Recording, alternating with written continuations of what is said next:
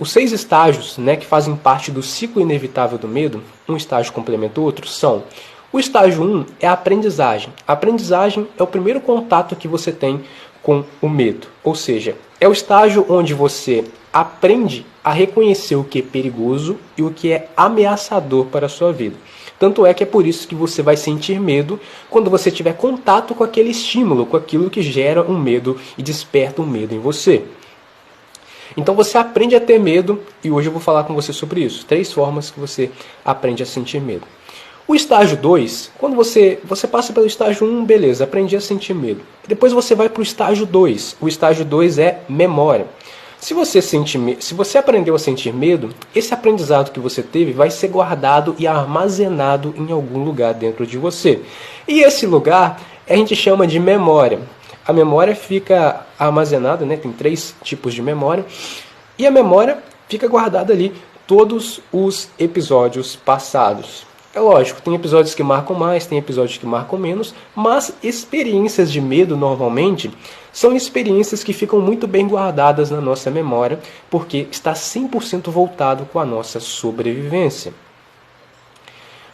Então, você sabe que você tem medo de rato, por quê? Porque você aprendeu a sentir medo de rato e porque isso está guardado na sua memória. Então, quando você vê o estímulo, que no caso pode ser um rato, isso realmente pode despertar em você o medo de sair daquele ambiente. O estágio 3, por falar em estímulo, o estágio 3 é estímulo. Depois que você guardou na sua memória, você aprendeu, toda vez que você tenha contato com aquilo que gera medo em você, pode ser um animal, pode ser uma pessoa, pode ser um objeto, pode ser uma música, ou qualquer outra situação.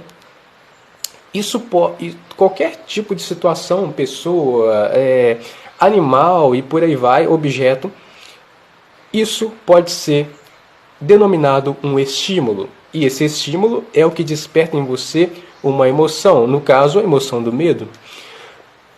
No estágio 4 é emoção.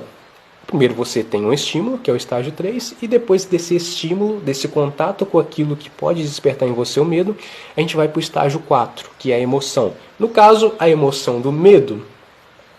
Mas nós temos outros tipos de emoções, mas como esse daqui é o ciclo inevitável do medo, e como aqui o nosso objetivo é falar somente sobre medo, esse estímulo desperta em você o medo. E pode ser um pouco de medo, um muito medo, ou até mesmo uma fobia, que no caso você vai gritar desesperado, ou você vai querer sair dali e não ter contato com aquilo que você sente medo, certo? O estágio 5 é a ação.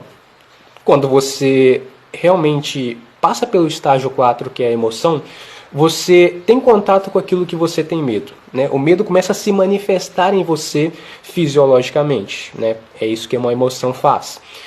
E depois você vai para o estágio 5, que é a ação. Você vai querer tomar uma ação. E nós temos 2 ações que normalmente nós tomamos quando nós estamos com medo. A primeira ação é luta. A segunda ação pode ser fuga. Então nós tomamos uma dessas 2 ações. Ou nós lutamos com aquilo, lutamos no sentido assim de fazermos aquilo realmente que estamos com medo, enfrentamos o medo, podemos dizer assim, ou fugimos, saímos daquele ambiente, não queremos ter contato com aquilo. São 2 comportamentos muito comuns. Ou você luta, ou você foge. E o estágio 6 é resultado. E o resultado, ou recompensa, né, mas é resultado que se chama, pode ser positivo ou pode ser negativo. Porque depois, quando você toma uma ação, ou você vai ter o resultado positivo ou você vai ter o resultado negativo.